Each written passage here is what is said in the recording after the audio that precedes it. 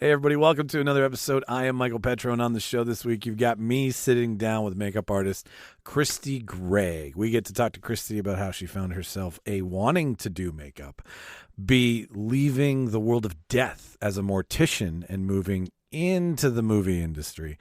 And then we end with her most recent film, which just came out on Friday. We get to talk to her all about the making of Violent Night, starring David Harbour, maybe you've heard of him, Stranger Things. John Leguizamo, maybe you've heard of him, The Pest. Beverly D'Angelo, Christmas movie icon, Beverly D'Angelo from Christmas Vacation.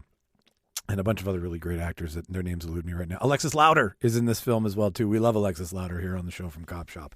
So we get to talk to her about doing the makeup for the film, what it was like behind the scenes, hanging around David Harbour all day long because they had to figure out how to put that lovely beard on him and make it stick during all those amazing fight sequences, and tons more stories from the making of the film. So that's who's on the show. That's what's on the show for you, ladies and gentlemen. Another special features for you. This is our behind-the-scenes content. If you're new to us, this is where we do our interviews and talk about people who make the movies and TV shows that we absolutely love to watch over and over and over again. So that's, as mentioned, who's on the show, what's on the show. Item of note, December 16th, come see us at Wee Johnny's. Ladies and gentlemen, we're doing a night of fun. We're doing a night of comedy, and we're doing a night of debates. So what you have at 8 p.m., doors will open. In the first half of the evening, you're going to get some stand-up from Sarah Jane and Milan Horansky. Milan has done the show, and Sarah might be doing the show that night. You'll have to come and find out. And right after that, we're going to debate for you. We're going to be doing one of our favorite debates. It's the Secret Santa debate. It has now become a staple here at the Real Debaters podcast. What we are going to do is we are going to do 3 rounds of arguing why we are the best at shopping for Christmas presents for some of our favorite movie and television characters. So doors open at 8. Show goes on right at 9 o'clock. That's December 16th at Wee Johnny's, 177 McDermott Avenue in Winnipeg, Manitoba. If you're from out of town, it'd be great to see you. That would be crazy if you flew in for this. But for anybody in Manitoba or the surrounding area of Winnipeg, come on down December 16th. It's $10 at the door. That's for an evening of comedy and a debate. Money goes back into making this more of a success for you because we are now voted Winnipeg's second favorite podcast, the Uniter 30 from the Uniter magazine. You guys voted, and we became second. I didn't even think we'd be like 20th, to tell you the truth. So this is a big deal for all of us. So thank you very much. So come see Winnipeg's second best podcast, second only to our friend Sam from Witch Police Radio. Sam, I'll say it again. We are coming for your head, sir, and I mean that in the least violent way possible. I don't think I've got anything else to tell you about it. You know the price, you know the date, you know the location, you know what's happening. You're going to see me, Charles, and Emily there for sure, and we're going to try to do more of these in the new year for you because they end up being a lot of fun. And the more you guys come, the more you vote for things like second best podcast in Winnipeg. I got to put that on a t-shirt so I can stop saying it. Anyways, I got nothing else for you. So I give you Kristy Greig. I give you some Violent Night. I give you what it's like doing makeup on dead people. We got no really. She buried the lead on that one. I had no idea. Anyways, Kristy Greig, I will cue that reel, and you enjoy the show. Let's tidy up this tangle of film by putting it on a reel. Here is a motion picture film, 1,000 feet, 16,000 separate photographs. Welcome, everybody, to the official space section of the Charter. I want the truth! You can't handle the truth! Sir, you're out of order. Out of order. I show you. Ladies and gentlemen, welcome back to the Real Debaters podcast. Welcome to the show. Welcome to the place that asks that wonderful question. What happens when real life meets real life? I am in studio with someone who it's been about a month since we tried doing this. Our schedules weren't measuring well. So, because we did Doug. Yep. Doug Morrow for makeup, and that was supposed to be a twofer. And I got COVID. And you got which, par for the course, right? Yeah. Everybody got it. I think I got it a week before or after you. Yeah, and you had it first. I did. And yes. then rescheduled, yes. and then I had it the second time. But actually, that was the third time I've had it. Really? Yeah. Holy shit. Yeah. How have they all been for you? All different, but really? They all sucked. Okay. Yeah. All right. Well, at least, some consistency there. Yeah. Anyway, so finally we've had a chance to get Kristy Greig, right? Correct. Not Greig. Not Greig. It does look Greig. It does. Right? I've even been saying to everybody, I'm talking to Kristy Greig from Violent Night. And So I'm many sure... people do. Okay. All right. I don't feel like an idiot. So we've got you on the show finally. So thank you very much for coming on. Thanks for having me. And the makeup world, I've heard much about you because Doug likes to talk about everybody he works with in such fond ways. So I already know a couple things about you. And for a listener here today, we have a new friend in the house. We have purchased a kitten. Her name is Benny, and she's in the studio with me and Kristy today. So if for any reason whatsoever the two of us are like, oh, shit, it's because this adorable little kitten is biting into one of the many cables running through the room right now. She's too fucking adorable, and I think we're on, 5 attempts? Painfully adorable. Yeah, and it's been 5 attempts to keep her out of here, and she keeps breaking Just down. gotta let it happen. Yeah, Just go with it. I'm not going to win this. So, No. So anyway, so the reason we have you on is because Violent Night just came out last night. You were the makeup department. You're the head of the makeup department on the show. Hearing about this movie for a year has been killing me because I'm like, I want to talk about it. I wanted to see it. I wanted to see if everybody who was like Die Hard, you've met your match. That's what everybody described this movie as. But before we get into it, before we get into the nuts and bolts of this juicy new Christmas flick, we need to know who you are.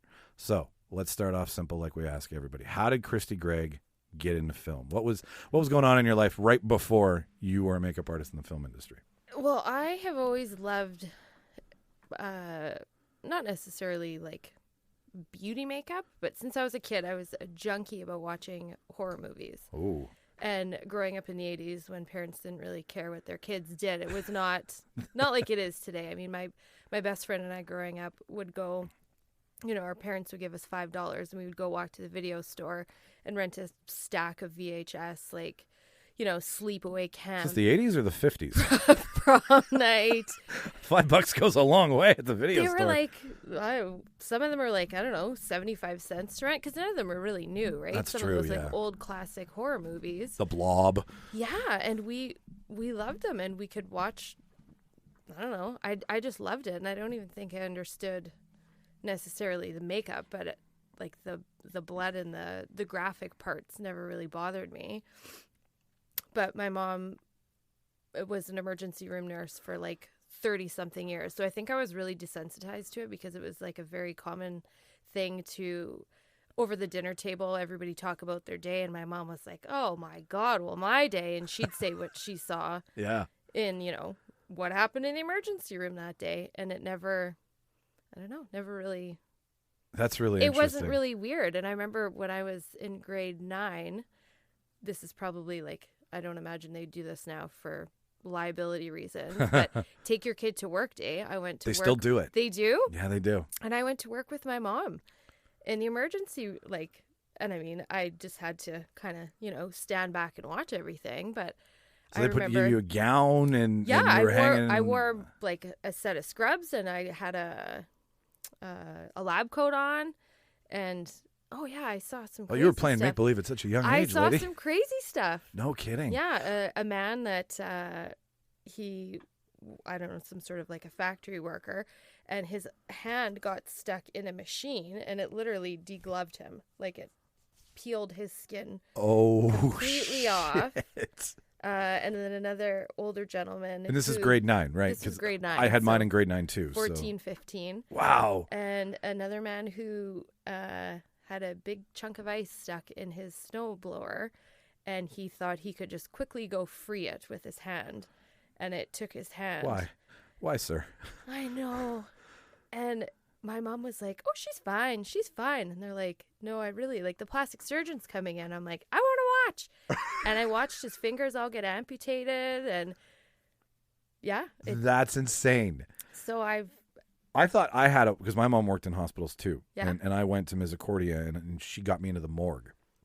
I used to be a mortician student. Are you... Makeup, obviously. I mean, it is a natural path. There's many ways you can play with makeup, and the I last came one, about it a really weird way, I guess. because of watching your mom help degloved men in the ER? Yeah, it just was always fascinating to me. Oh, I'm so glad she's doing that because that means she's happy now. She's happy. Okay, Benny has found a natural warm position, I think. No, Benny, you stay there. They call me a crazy cat lady for a reason. Yeah, everybody's going to see this because we're videotaping this today, so they're going to see this lovely little fucker jump around the room and be the star of the show. She's all tucked in. Oh, man. Okay, so mortician makeup. I don't even want to talk about movies yet. Because not even makeup. It was like I went to school to be an embalmer. Okay, pause, fucking bury the lead, lady. Like, okay, I wanted to do that. And I just found out at a very young age that I didn't have the chutzpah for science, for the medical aspect of it, right? The biological aspect. Yeah. But I've never shied away from the macabre and the dark and the weird. Like I love oddity shops, right? Yeah. And seeing like a real monkey paw that people were wishing on and weird shit like that. So Yeah. I was always very into death at a very young age, but I didn't have the skills for it. But like, what's that path like? Like, how do you break into the fucking dead person market? Well, it was like I said, like I think with my mom being a nurse, there's that anchor sort there. of, after high school, and what are you gonna do? Well, you should go be a nurse like your mom. And my oldest brother, his wife became a nurse, so she went to nursing school. And I'm like, I don't know, it's fascinating, but that wasn't really the avenue that I wanted. But I didn't really know what it was. And then... it's less responsibility when they're dead. It's kind of true. Like, you're responsible for how bad they look, not how they're going to come back to life. It honestly was never even something that was on the radar for me. But I had actually gone to makeup school first. Okay. And when I moved back here... Where was that? Vancouver. I went to Blanche McDonald. I think I moved back like the end of 2008. And that's when it was sort of like film was dead here. Yeah. And there wasn't a lot being made. It was just a lot of Canadian-made things Stuff. that were happening. Yeah. And, yeah, it was the same people that were working all the time. So as a permit, I was never getting calls. And I thought, well... I got this. I put all my eggs in that basket of going to, makeup school. And I spent a fortune getting myself into debt and student loans. And I needed a plan B. And... like as tacky as it sounds, I watched 6 Feet Under, and that was like the greatest show on earth to me. It is. It so is. And I'm like, there's so many people out there. That's it. Like, and it just, there was like this aha moment. I'm like, it's fascinating because it's, it's all the things that I find cool about the human body. Yeah. But without the responsibility of being a nurse. Yeah. Like, it's not life or death. It's just death. Don't get me wrong. You can fuck up a dead body. You can turn a body green if you put the wrong chemicals in it. Really? Yeah. Absolutely.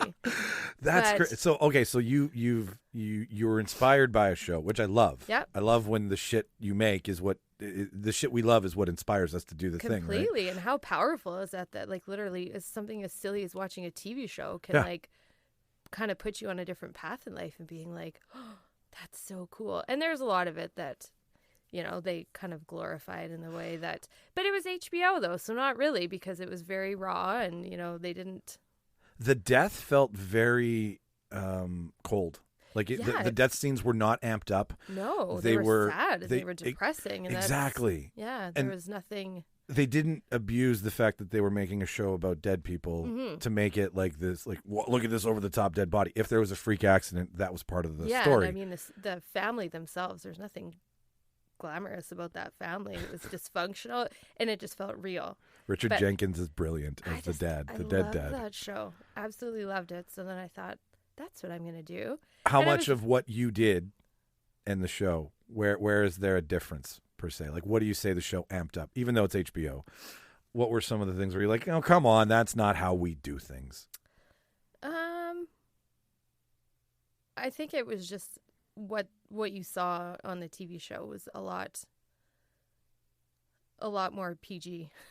Okay. Some of the, like, the first body that I ever, like, as a student, participated in embalming. I don't think anything could have prepared you for that, because in your mind you're like, okay, well, they're deceased, they're this, whatever. I walked in, and the woman, this is going to be graphic, so trigger warning, everybody. Trigger warning. We'll get to movies in a second. I'm sorry, I had to pour up. I had to ask. The woman had been autopsied, and I'd never seen an autopsied body, so I walked in the room, and her organs were removed, and her cavity was completely open, like her whole body was open, and her organs were out.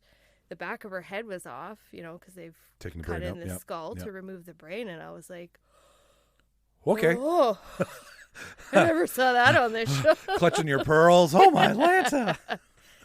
And then I think after that, when you kind of see the worst, like that's how you kind of break into it. You're like, oh, okay, so that wasn't that bad. Yeah. All right. And then everything sort of becomes like another weird day of.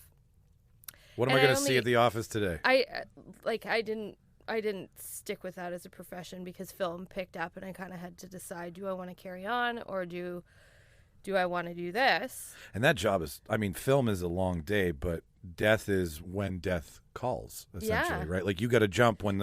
Yeah. I mean, I worked like 8 till 5:30. Really? So it was, yeah.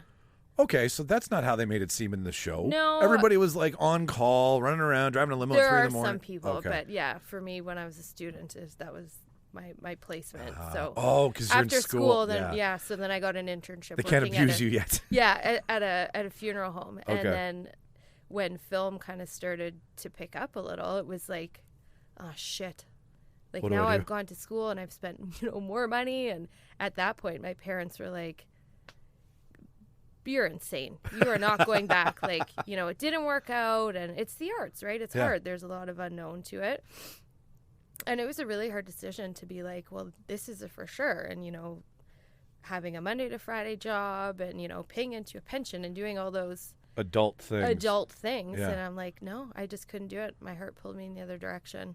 So you're doing you're doing makeup for the dead, and then film in Winnipeg starts to pick up. So this is where you are in your life. Yeah, and it's weird because I think that was part of my quote unquote journey, right? Yeah, of course, the And hero's just journey. Being like, you know what? I think that just made me a better makeup artist because when you see those traumas on real people in real time, that when I watch movies and I see things on TV and I'm like, that looks like shit. That's not what that would look like. I It love gives you a that. different Yeah. perspective, right? Well, yeah, because you have to build it from scratch, right? Like a lot of like when I look at a movie now, I'm looking at each department's work in a film the second or third pass. The first pass, I'm like, I love this movie. This is awesome. I just don't want. But then I get more critical of not the film, but how the sausage is made, as I say. So makeup, I'm like, that's from scratch. Production design, that's from scratch, and costume are from scratch. Like, yes, the script is from scratch. It's created from somebody's mind, but when you start building the world, so yeah, you seeing what real death looks like gives you a better perspective on how to build real death on screen. Correct. That's fucking neat. And it's funny because that's when I went to makeup school. That's what I wanted to do was the prosthetics, the heavy hitting, cool blood, and then I kind of how do I put the brains on the door? I shifted away from it a little bit, but it's also hard when you have somebody like Doug Morrow that you work with, what's better than Doug? You know what I mean? First guest we ever had, first guy to say yes to me. Like I owe a lot. My confidence, I owe a lot to Doug. Oh, same. Right? Like Same, I wouldn't be tiptoeing into this water if I didn't have like this lovely makeup artist who said yes to me the first time when I was like, I don't know how to interview anybody. I don't think I actually know yet, but besides the point, you can tell me at the end of this. But either way, he said yes to me, and I was like, man, you're such a kind, fucking rock solid dude. So, and having that in your world, I imagine, has just been a blast for everything you've done, because you guys work on, like, you find each other in the office every day, I imagine. And well, he's one of my best friends. I mean, I talk to him almost every single day in life, whether or not we're working. And yeah, I've learned a lot from him, but it's when I can't even pretend to know what I'm doing when I'm working beside Doug sometimes, when I'm like, oh shit, I can't do that. Has he done his con thing yet? Today. It's today? It's today. Doug, when you listen to this, we're fucking rooting for you, buddy. You're gonna kill it. Like I'm so proud of him. Right? My eyes welled up with people that know me, I don't cry. My eyes welled up with tears, and I was like, I'm so proud of you. Well, that's when the audience is like, come to us, please. Like, we will come to you and ask you all the questions we want. So when you get picked for these, and he's the only makeup artist on the panel. There you go. There's a reason for that. Yep. I'm getting all fucking teary-eyed right now. That's what happens when you're an adult stoner. Okay, so put a pin in that for a second, because I'm sure we'll wrap around Doug a few times during this. So we got death and movies. It's the title of your biopic. Yep. First film you worked on. How did the transition? So you just called up and said, "Hey, listen, I ain't coming back on Monday." And what was that first film where you wanted to take your debt, your school, and your education and apply it? It was funny. There was some sort of mix-up in the office, and I got sent out to a day call on a movie called Heaven is for Real. Yes. With Greg Kinnear. Greg Kinnear. Yeah. And it was for the hair department. Oh, fuck. I was like, well, I have... How long before you were like, I don't do hair? Like right away. Okay. Absolutely. You didn't try right to away. fake it at all? Well, I had worked in a salon when I was going to school, when I was doing my embalming funeral director's license. Okay. I was assisting a friend in a salon, so I felt comfortable with like coloring hair and stuff, but I didn't. You're out of your depth, Donnie. Yeah. So, and the hair department head was a woman from Atlanta, I believe, and she was so nice, and she was like, well, you know, you're here, Kristy? let's try to do this. And This ain't working out, Kristy. yeah, so, and I think that kind of was like the first taste of like, I mean, now it's very different because there's very hard lines and like The job has changed. Yeah. Yeah, but you know, be a team player, you have to be adaptable. And Wow. Yeah. And I mean, I like a rising tide raises all ships, and every one of you plays a part in the tide. yeah, and it was fun, and I just did that one day. Anyways, when they're like, oh, you're in the makeup department. So I think then Doug was like, okay, well. Oh, so they just switched you. Like they were like. No, my very first date was a hair call. And then Okay. after that, I think I did a couple days with Doug in the makeup department when he had a bunch of extra So you people. guys you've been working with him since your very first fucking credit. Well, the first time I actually ever met Doug, so my dad's cousin, she was a hairstylist that worked in the film industry based out of Calgary, but she worked here often enough, I'd say, and Doug knew her. So after I'd gone to makeup school, she said, like, I'm going to link you up with Doug. Anyways, invited us out to I guess was it the first Don Cherry movie that they shot here in 2009. Keep your head up, kid. Yeah. Yeah. So that's where actually the first time I met What's Doug his was face on that show. from because he was doing the Jared Kiso. Yeah. Yes. Yeah. So I met Doug on that Fucking show Shorzy. through my dad's cousin. And so he, you know, but that was just a come out as a guest, you know. Sure. Yeah. You know, you're not supposed to be here, but just hang around. Take your son or daughter to work day, so to speak. Exactly. Yeah. Exactly. So that's actually how I met Doug. That would have been in 2008, I guess. Okay. Yeah.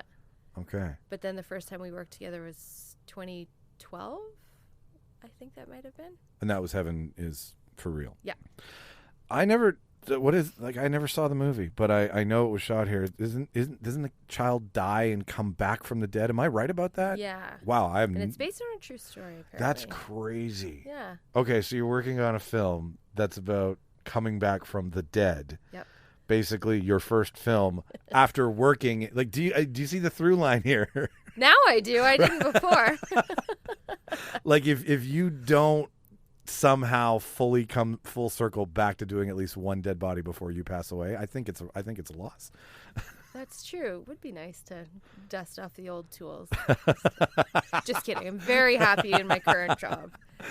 Okay. It is nice having like a different kind of blood on your clothes. Sure. But although, you know what, it's still the amount of times that I'll look down on like the bottom of my jeans or like, you know, my Vans, like the white laces, and I'm like, oh shit, they're covered in blood. It's fake blood. It's costume blood. But nonetheless, I'm like, I just can't escape this. That's funny.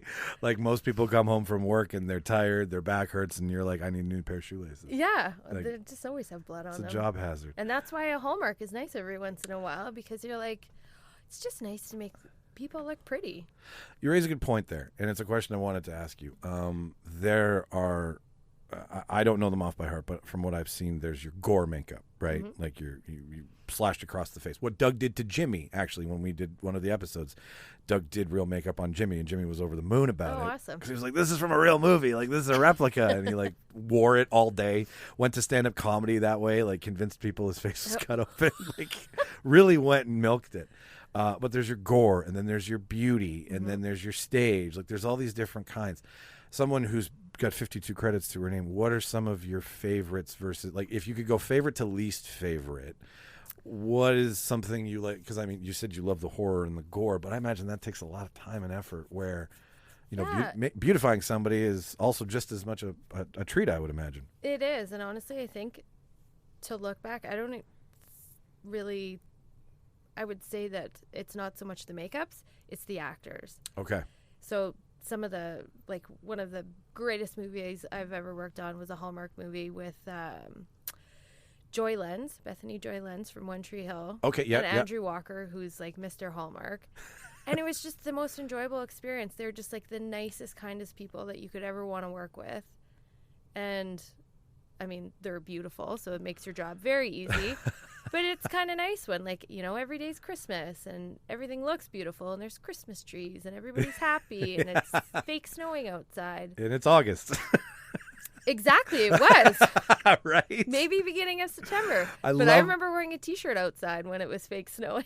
You drive by them when you guys were working on Academy. Yeah. And I'm just like, oh, there's the Hallmark truck, right? Because you got the big candy canes outside. Like, it just, there's absolutely. this super concentrated area of Christmas in this un-Christmassy world. Yeah, you see a cube truck and it's just glittery with Christmas ornaments. Yeah, like a root, two reindeer being pulled out, and I'm just like, and it brings joy to my heart. I love being the mecca for Hallmark. Like, it really is. And they're the company that shoots them here, the production company. They're wonderful people.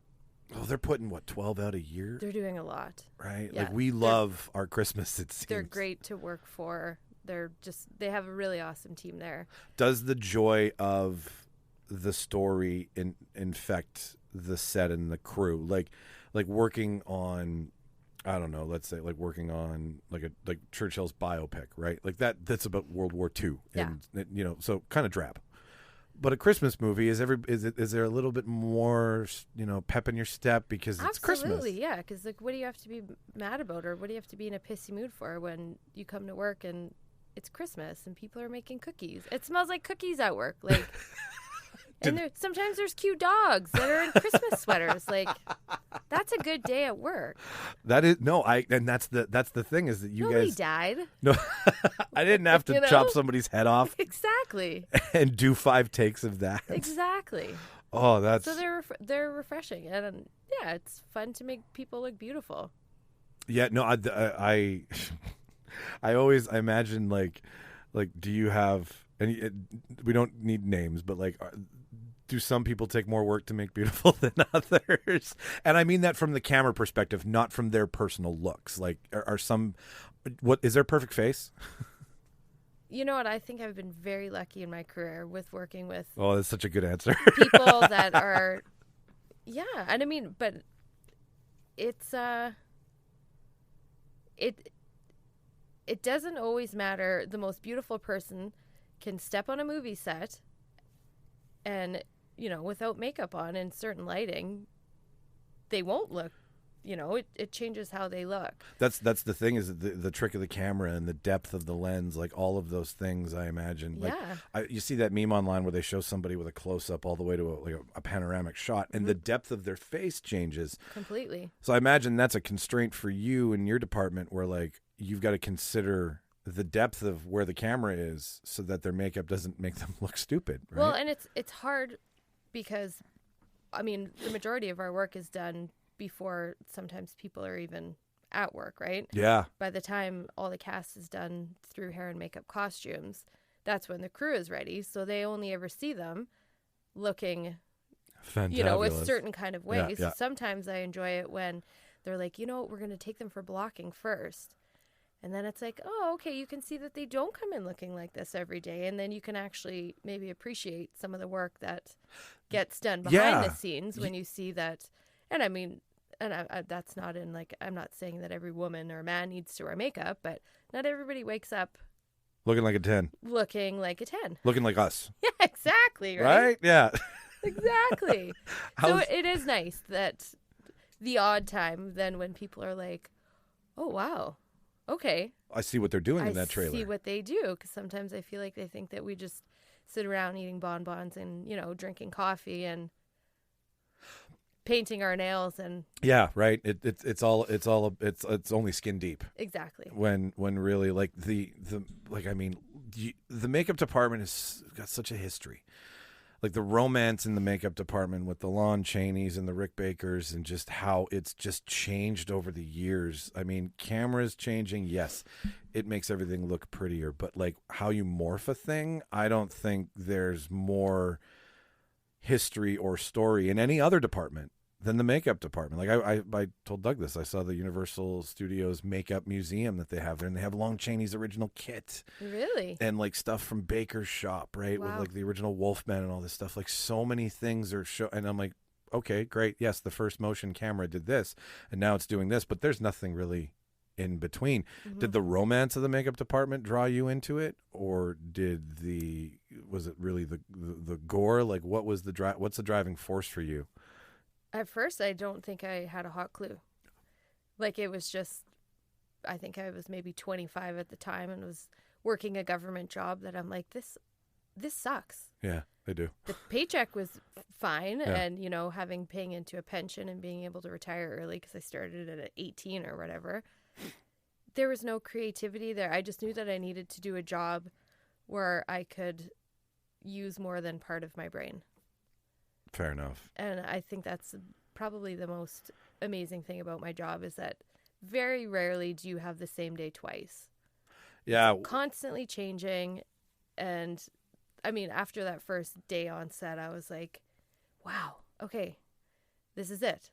Yeah. Like a group of weirdos, just like me. A motley crew. Yeah. Yeah. And everybody gets to come to work and, play make-believe and be creative and have fun. And that's, I mean, how many jobs do you get to do that? I know of this one. I mean, and I mean, anything in the arts really is that, right? Mm-hmm. Like no two pieces of pottery are the same. No two songs are written the same. No two scenes are filmed the same. Yep. So yeah, you're totally right. Like in my office job, the reason my job is so awesome is because I get to play proxy to you guys all day long. I'm like, yes, I get the calls from set about what to rent and who's doing what in what scene. So a movie buff like me sitting in an office job and being a vendor to the film industry, sign me up over and over again, especially when FX calls and I'm like, what are you doing with this boom? How are you blowing shit up? I need to picture this in my mind. Can I come to set? Is it okay? Is COVID over yet? Can I come to set? No. But no, that's cool. So pause that for a sec. We'll come back to some of that in a minute. But the process that you went through, I like everybody to know what it takes to do these jobs because they're big jobs. They're 200-300 people on set. So how did you what should somebody know if they want to be a makeup artist? The path that you went through. What are some of the things that you would highlight that you would want people to know to make sure they've got in their toolkit? Well, that's a good question. I mean, I went to makeup school, and I know not everybody needs to go to makeup school. Manitoba is a place where it's not required, but you just have to show the same portfolio, like, to be able to do an age makeup, to be able to do, burns and cuts and bald caps and just practice.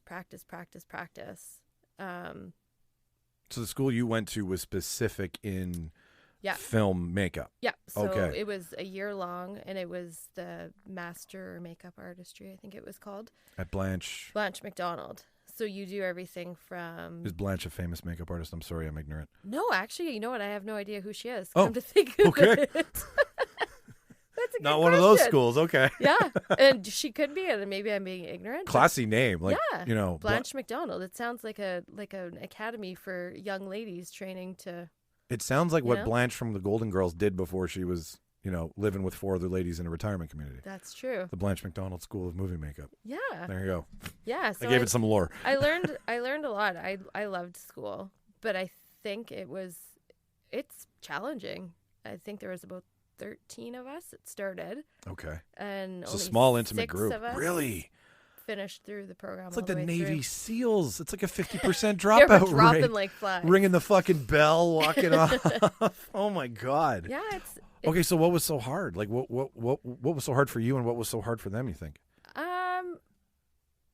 I think maybe some people that just didn't, their heart wasn't in it, Okay. or they realized it was maybe more than, just putting a liquid eyeliner and some lashes on. Like, Sure. it's hard work, and it's always hard too when it's art because you're judging somebody on something. But when you're critiquing, I mean, there's not one right way of doing makeup, but when you're putting a prosthetic on, it's either it looks like shit or it doesn't. You know, your edges have to be smooth.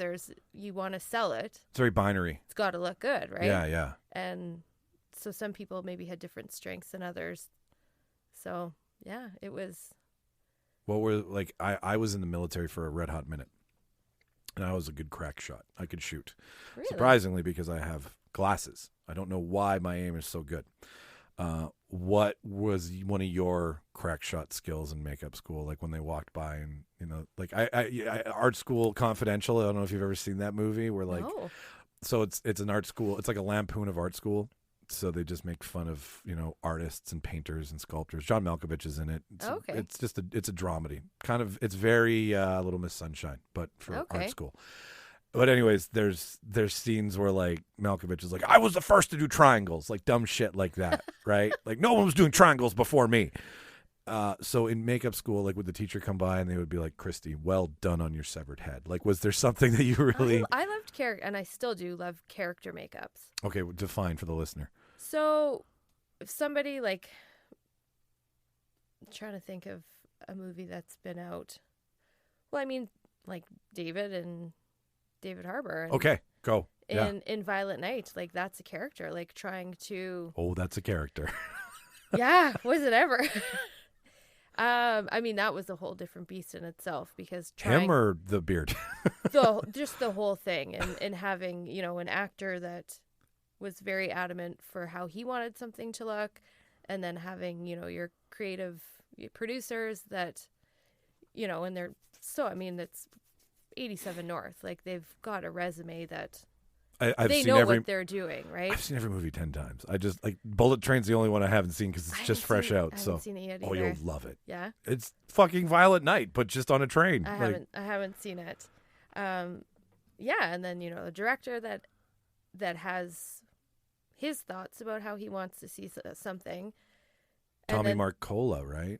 Marcola, that was his name, I believe. Tommy Wirkola. Warcola, thank you. Yeah. Sorry, Tommy. Yeah, and Come on the show. Apologize to your face. Yeah, it was challenging because it's not just the character himself was not just Santa Claus. He was Santa Claus. He had to be a badass. Yeah. He had to have this backstory of this Viking. Right? And little pieces of this all kind of had to shine through, but you couldn't give something away too easily. So, you know, it was like the Coca-Cola Santa Claus reference kept coming up and being like Sure. this pristine white beard, and he has to be perfect, but also he's got to be like this badass kicking Santa Claus who takes out all these bad guys. And just finding a way to sort of marry all of those ideas. And I mean, we did a lot of makeup tests. I think David came in November, and we started shooting. Like, he didn't stay for the whole time, but Yeah. I think we started testing with him in November. And Really? we started shooting with him in February. Yeah, because that was a hard winter shoot for you guys. That was Yeah. a cold one. Mm-hmm. So there was a lot of different. How many iterations do you think? 10, 20? Like beard, hair combinations that you were going through? Yeah, I or- mean, there was a lot of meetings at first because the pieces that he was wearing in the wig were custom made by an amazing wig maker based out of Vancouver. What's her name? What's their name? Stacey Butterworth. Stacey Butterworth. Yeah. So Fantastic. while she was building all those, there was 2 wigs and then 2 beards and mustaches. And a partridge in a pear. Oh, it was, and we had 2. That was it. So it took 6 weeks. So in those 6 weeks, I was doing a lot of drawing at home, sketches of, you know, and even trying to figure out the breakdown of the character because there's so much fighting that happens. So much. You don't want to get him, you know, he can't have his ass handed to him right from the start. And No. then it had to be a sort of believable breakdown of him, but showing a progression of, you know, from him to the end of, you know, when he's fully bloody. You don't want to give away too much. That was what I loved, and you can see it in costume, you can see it in makeup. Like as he progresses through the film, the darker side of him comes out. Even though he's this lovely Santa who's talking on a walkie-talkie to this girl who no one believes it's really Santa. Like that little part of the film always brought him back to the soft Santa inside. Yeah. As he was like, And so we still had to always kind of show that too. Yeah. So even when, he was covered in blood, there still had to be this sort of softness about him. And I mean, I think David did an amazing job of, with his performance and showing that. But when, you look like some crazy axe murderer because you're, couldn't be a bloodbath too soon. Yeah. But into the movie. When it becomes a bloodbath, fuck, is that fun? Yeah, so it was a lot of drawing. Like I would just sit down and, have meetings with the producers and say like, okay, and then with the stunt coordinator, because they made these amazing stunt videos with their stunt team dressed up sort of as the characters. And then it would be like a pause moment and being like, okay, I think this is where maybe something is going to happen. Where do you want to see it? Oh, like, wow, is that's it going to cool. be this punch where it happens? So then I would draw, I had a photo that I made of David's face. And I'd be like, okay, so scene whatever, 16 or whatever, this is where this is going to happen. And then just sort of building that character until the final version of like, he gets sliced in the leg, and a lot of things changed as we went along. Do you do that a lot, or was that something unique to Violent Night? That was like next level because it all happens in one night too, right? Exactly. So tracking for continuity had to be something that like once we established this, we are married to this. Yeah. It's in the can. Like you can't fuck with it too much after the fact. But as with anything, in a perfect world, that would have been how that went. Yeah. But film's not perfect, kids. Stunts changed, and then, so it was constantly working with, and the stunt team was absolutely unbelievable. I mean, they were like world-class, top-notch. Who is it the stunt team from John Wick? Is it the same stunt, So, 6 something or? JoJo was the stunt coordinator's name. Yeah. Okay. And I think they did the John Wick, they did the Matrix. I think Nobody... JoJo was the stunt coordinator on Black Panther. Like, their resumes are unbelievable, and they're just like the nicest team of people you could ever want to work with. Or get your ass handed to. Yeah. Yeah. Yeah. If you're gonna get beat up by somebody, it's so nice to be those people. I was watching it last night. Let's just talk about it because it's so much fun. I was watching it last night, and all I kept thinking was when he fights, how much work are you doing to put that beard back on? An action movie for a makeup department must be a little bit harder because it's like you've got these fight scenes, what you've set that you want people to see, obviously moves or shifts. Like in a perfect world, like you've said, wouldn't it be nice if everything just stayed in place? But I imagine this was a lot Doesn't work like that. No, it doesn't. Like a lot of reset. And you're saying, so what was that? What were some of the nightmares of keeping Santa looking like Santa? So the beard conversation happened very early on. It's a great beard because mine does the little wavy lines too. Yeah, and when it gets long, and I was like, "That's a natural curl." No, that was all hand curled by me. Well done. So the whole thing was trying to make this Santa Claus, and David grows a great beard, but he was really adamant about wanting to keep it if possible because he was doing a lot of his own stunts. Really? Yeah, so just for his comfort. He's a big boy. I'm not surprised. Yeah, and he did have a stunt double, and who was absolutely amazing too. But he did a lot of his own stunts. Very cool. Very cool. For the comfort of everything. And who went up the chimney? That was his stunt double. Okay. And falls off. Okay. Yeah. I actually have a video of that on my phone. Oh, we need to watch that. And it was a Ryan guy from Vancouver. He was really nice. But that was a big, big conversation. And we would go back and forth. And they were like, well, what about bleaching it? So they brought David in while he was here, end of November, beginning of December. Stacy Mendoza, who's the hair department head, so amazingly talented. They had said, well, what if you bleach David's hair out? Like, we want it white. And we're like, well, it's not ever going to be that Santa Claus white that you guys want. Yeah. So she bleached David's hair, and they're like, I think they kind of realized it's going to have to be, it's a character. Yeah. Right? Like, yeah. It's the wig, it's the beard, it's the mustache. And it's known globally. Yeah. And David had a good beard. And I kept saying, like, this is your call. Like, if you want him to look like this kind of Santa Claus, and it was a constant conversation. So when we did the I'm so glad that that's what happened. Like, I really do appreciate how much work went in, because you were tackling Santa. yeah, and That's a little bit of pressure, I imagine. and it's hard because David is a perfectionist, and I'm not, like, no fault of his own. Like, I think it's wonderful. He had a lot of really strong thoughts about how he wanted the character to look, and the only way that we were ever gonna be able to give them what they all wanted was with the wig and the beard. And I know he held on for dear life and tried as best as he could to try to hold on to it. But so we'd be like, okay, we're going to go with the pieces. So we do like a wig wrap on his head. Yep. And send everything off, and for his face, so that Stacey Butterworth can get the pieces started, because it takes about 6 weeks. Wow. And the amount of times we went back and forth, and we'd get an email being like, okay, so I think maybe we're going to go with trying to color the beard again. And I'm like, oh my gosh. Oh, okay, this is getting a little redundant. So the first test, and it's nerve-wracking, right? Because it's like, well, we shave the beard, there's no going back. Yeah, we're committed to the wrap now. Then that's it.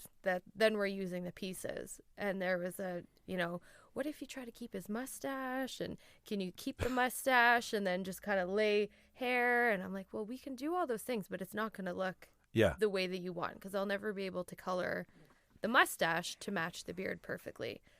So there was a sort of a moment, and Kelly McCormack, the producer, she's like, I see it now. Just shave it all off. Just shave it. Like, all right. And, you have all the producers, standing there watching you work. It's like, okay. Well, and that's the decision makers. That's where the weight lands. If it doesn't go well, So there's and I mean, the first version of the beard that we put on, literally, I think we got that day from FedEx. So it hadn't been trimmed. It hadn't been colored. And then it's like that, okay, it's not going to look like this. Like, now we can talk about how we want to perfect the beard, the mustache, and the wig. Because when we put it all on him, he kind of looked like maybe a little bit more Charles Manson as an older gentleman. I mean, that's one way to play it. And we're like, okay, no, but like, just trust. Just have some trust. Yeah. We're gonna get there. And I mean, Stacey Mendoza. Yeah.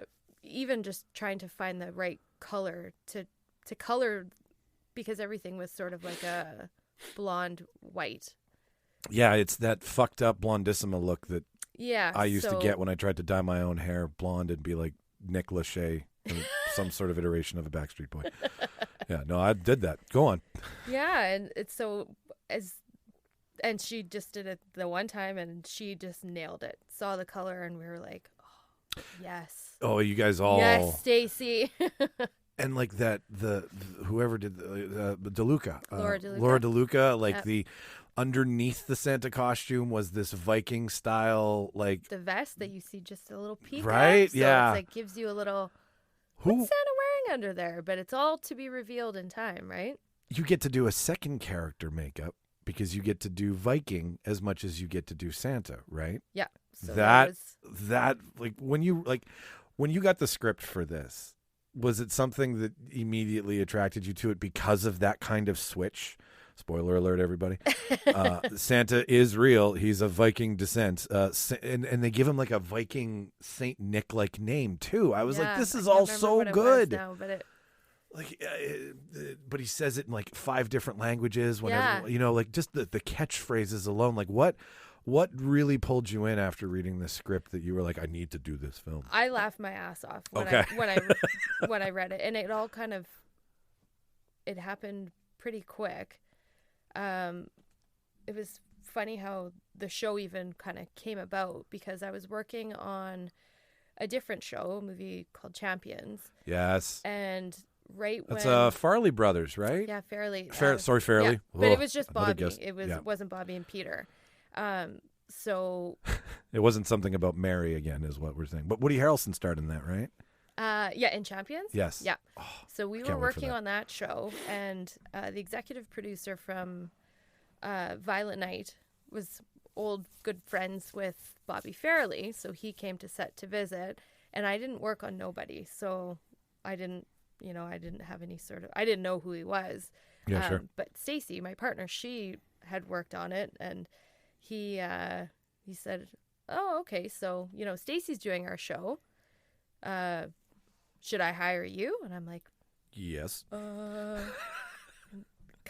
he's kind of an intimidating looking man. Sure, He's got yeah. this gruff New York accent. Should I hire you? Yeah, and he's like, "Oh, okay, well, I was talking to Bobby about you." I'm like, and so then a little bit later, Woody comes up to me and he's like, "Who is that guy? Like, or do you know him?" I'm like, "No." He's like, "He was asking if I should hire you because I think they might have worked together on Kingpin." Oh, really? Okay. And I could be wrong, but I don't know if Mark and Woody had worked together on that show.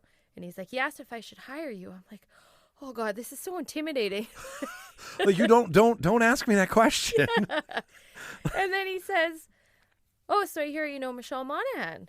I'm like, "Oh, Because you did Blood. I worked with her a couple years ago." And he's like, "Yeah, well, she says really nice things about you." I'm like, "What?"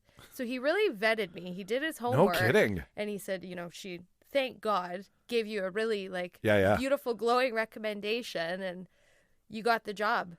I'm like, oh, okay. And then it was like, hit the ground running. So like, 3 flaming hoops with alligators underneath. pretty much. Each of them coming with, Pretty much. should And I hire you? I think he might have finished it with, "Don't fuck it up." And I'm like, oh God. Oh my God.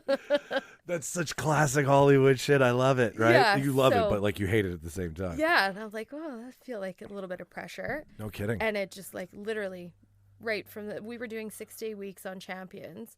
And then on our Sunday, on our day off, Stacey and I started prep on Violent Night. So we were working 7 days a week for a while. Hair and makeup is something the great bedfellows, right? Mm-hmm. You can't have good makeup without good hair. You can't have good hair without good makeup, I feel. And so Stacy, I know Stacy Dawn is who we're talking about. Yeah. I've seen her online. I've seen her work.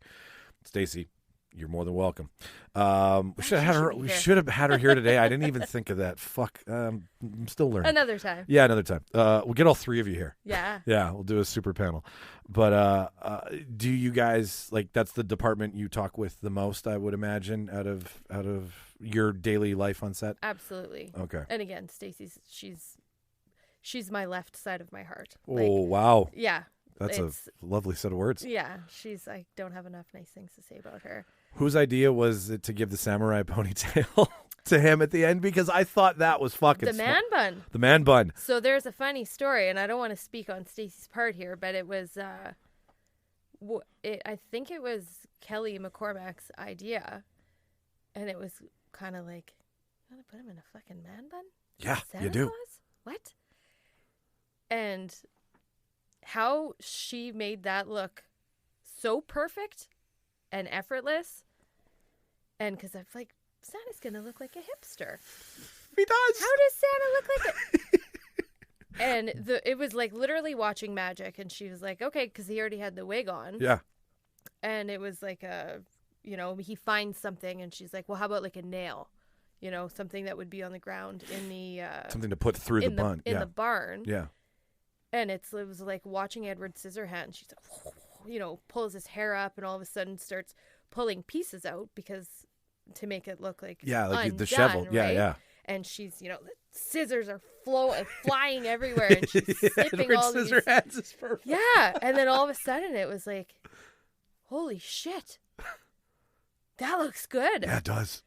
And I not that I doubted her ability to do it, but and that's how Kelly and David Leitch, like, just the down to the finest detail thinking of, and they were very amazing with letting us have a lot of creativity for how we wanted things to be. But well, I imagine like you in stuff that you've done, like Blood with Monaghan, like you've got a look that you have to obtain. Once you get it, you get it. Mm-hmm.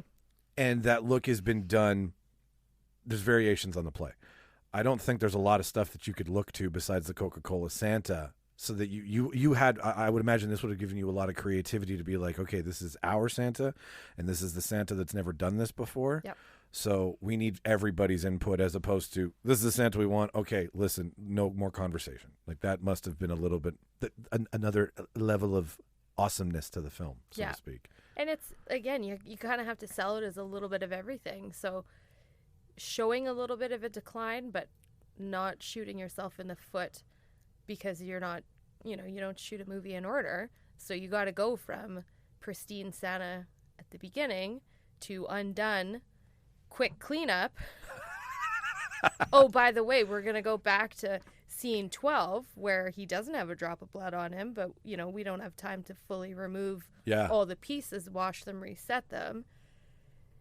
It's a lot of thinking on your toes. You can't, it's subtle changes, but they're changes to be able to show, okay, well, now he's killing everybody.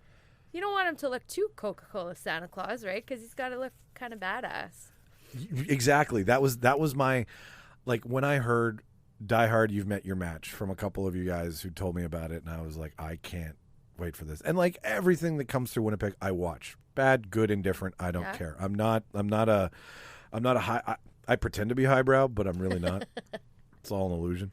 And so I'll give anything a shot that's shot here because I want to do a series on the show where we watch everything, the first movie that was ever made here to the most recent movie that was ever made here. Oh, cool. And we do a commentary about it, and we get you guys in on it to tell the stories about what was going on, what was making. So, like, we'd have you back, and we would do the Great Kinnear film. Names Heaven is for Real. Heaven is for Real. Like, we'd watch Heaven is for Real, and you can talk about it, but that's neither here nor there. But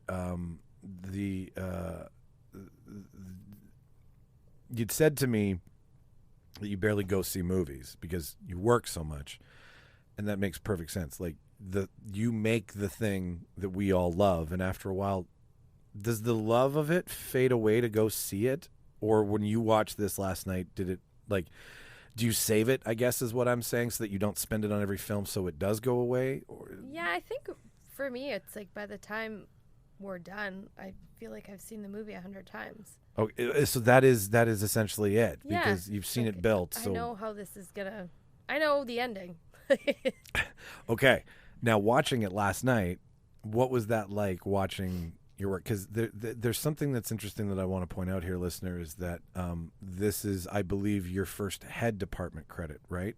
Or have you done that a couple times before? Oh no, I've. Oh, you have headed. Yeah, okay. Since maybe 2014 or 2015. Oh, I'm sorry. Yeah, but this was the IMDb doesn't have it, like, they've got you coded wrong then, so you should. Oh, really? Yeah, I've been a department head for a long time, but Okay. This was just the biggest thing. I mean, I did Dark Harvest last year in the fall, which isn't out yet. It was supposed to be out. I don't know what happened to that movie, but you guys built a small city downtown for that movie. yeah, that was a really cool set. and that was a beast in itself. But Violent Night is, I don't think anybody's ever done anything that size here before. No, you're right, and doing such great work on it is going to bring it back. You and Doug and everybody who's involved in making such, like, the thing that everybody always gives Winnipeg shit for is it's Winnipeg, right? But Winnipeg can bump out a Hollywood level movie just as good as LA can. Well, and I think a lot of people don't. Not a lot of people. Small-minded people maybe don't realize we work all the time here. In bigger cities sometimes, and they have, thousands of members just in hair and makeup alone. Sometimes they only might work on 1 or 2 shows in a year. Yeah. But if I want to work, I can do, it's very common to do 5 or 6 movies in a year because we just work and work and work, and we don't have the big size, it's grown a lot. I mean, we've doubled our membership in the last probably 2 or 3 years. But I've just never done anything of that level of. Were you having moments where you were like, well, what the fuck is happening? How am I here? Like, does fear of missing out. You're there. You're not missing anything. Does imposter syndrome kick in at all? Like, are these things that going through your mind, or you're just cool as a cucumber now? And I think the biggest thing, because I've watched so many of the movies that 87 North has done, I know the caliber of work that they make. I just want to do the character I want to do it justice. Yeah. And I know I have the skills to do it, but that was a beast of a show. It was a beast of a show. And it was, I mean, we shot that in like, I don't know, 8 weeks or something. You were fast. Like, it was crazy. You were very fast. You made everybody at United Rentals very happy because you were like, another boom, another boom, another Yeah. boom. And I was like, we have everything on rent to these guys. Like, it was one of the biggest productions I had ever supplied for. Yeah. It was a big one. And it wasn't, I'm not complaining at all. It was just very busy. And they usually don't get that busy, that many phone calls a day. So I was like, something's up here. It was crazy. And a lot of the stuff from the original script that I read to what actually transpired, like the finished product, it changed a lot. Really? How much? A lot of just stunt and kill wise, they Okay. changed a lot of things. I don't know, and this could just be sort of my interpretation of it. Maybe when they realized or started to see some of the stuff that Winnipeg could turn out, it was like, oh, okay. Let's do this. We can do that. Let's do that. Yeah. Let's do that. So the kills were getting bigger. The stunts were getting bigger. So were you My budget was getting bigger. Okay. You meant, and as I was sitting there watching that hammer come out, I was like, which one of these is Stacy's favorite? Which gore shot was your favorite to do? I don't know. They were all kind of fun. I like the Home Alone stuff. Oh my God. And I mean, Doug Morrow was the one who he was doing the makeup effects. Yep. But my heart was very attached to all of those things Sure. because Doug was working on another movie at the time when we were prepping. So I said, I want you on the show. I will do whatever it takes. Like, we got to do the show together. I'll do all the prep for all that stuff. And then I'll just fire you off all the info. I'll tell you what you need to build. Like, we're going to do whatever to make it work. Yeah. So Did they shoot that stuff early? Did they shoot at the Home Alone stuff early in sequence? Or was that, like, did they chronological most of it? Or was that? a lot of it actually was, we shot in order. Really? Yeah. It was just chaotic. I mean, we had 2 units going in the studio for a big chunk of our studio time. And it was just, there was blood. You watch this, I'll watch that. You go there. We started the show with 2 of us, then it went to 3, then it went to 4, and then there was 4 or 5 in the, our trailer. It was just chaos, absolute chaos, but we made it work, and we had so much fun. But it was like the tattoos, for instance. Oh yeah. Tell me about. Okay, I saw a snowflake in one chest piece. Mm-hmm. I missed what was in the other one. What was on the other one? Was it like a reindeer? Was it a like cookie? I have the photos on my phone. I can't remember. It was some sort of like symbol Okay. on his chest. They were all very like early Viking tribal-esque. So it's funny how, so the artist who designed all of the tattoos for David's body, You mean those aren't real?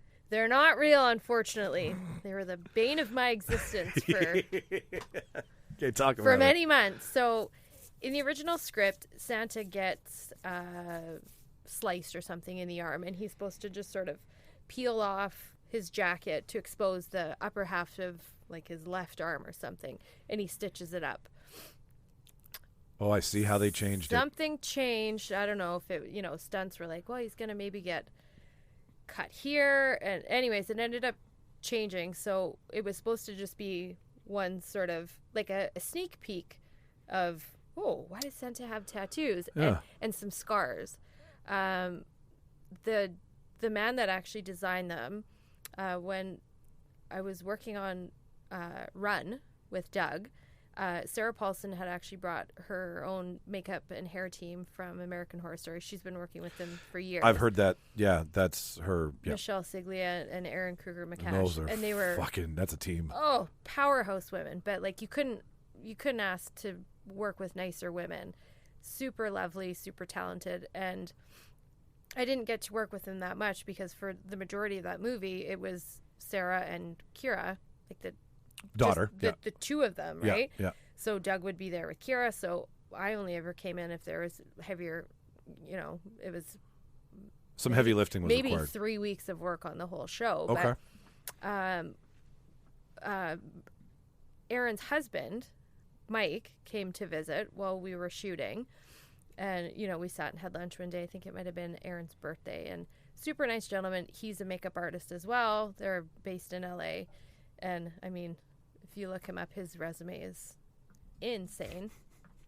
So he started his career working at Tinsley, designing tattoos.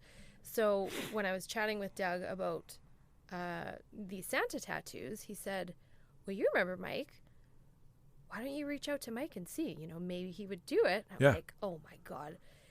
I could never get that guy to do this. And he's like, well, you never know, you know. Just ask. Yeah, I could ask Erin. You already think you're getting a no, so. If she would reach out to, you know, if she would ask him. And I'm like, okay, I'm going to shoot my shot. You never know. Right? And I'm thinking, there's no way on earth. Wayne Gretzky said something like that. This guy is going to say, yeah, for sure. Yeah. And he did. And he did the You were most wrong. amazing mock-up. And I will thank him forever because he made my department look so good. Sure. They saw the first initial designs and Yeah. they were like, holy shit. You know, and I sent off, you know, his sort of a little bio about him and who he was because they, you know. Who is this magic? Vetting people that, you know, and they're like, oh, wow. Like, you know, this guy's got Emmy nominations, wins, you name it. Like, he's the real deal. So they see the sketch and they're like, oh. Get him in here. Well. Get the man in here. Rather than, you know, just doing this one piece of his upper, full sleeve.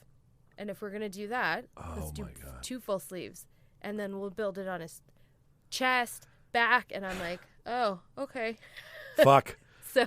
Fuck. I see the bane of your existence happening. If Mike is available to do it, because it was, you know, it was a lot that had to be done. And it's. Well, that's airbrushing, right? Like, I don't. No, it was hand-drawn tattoos that had to get sent off to a shop to be built. So Mike, I don't know, he designed a full bodysuit, essentially. Jesus. And That's had painstaking. Yeah, so David wasn't available at the time. So we got the measurements from the costume department and had the tattoos made in a couple different sizes to be able to fit his body, right? Sure, yeah. But it had to sort of read like a full suit.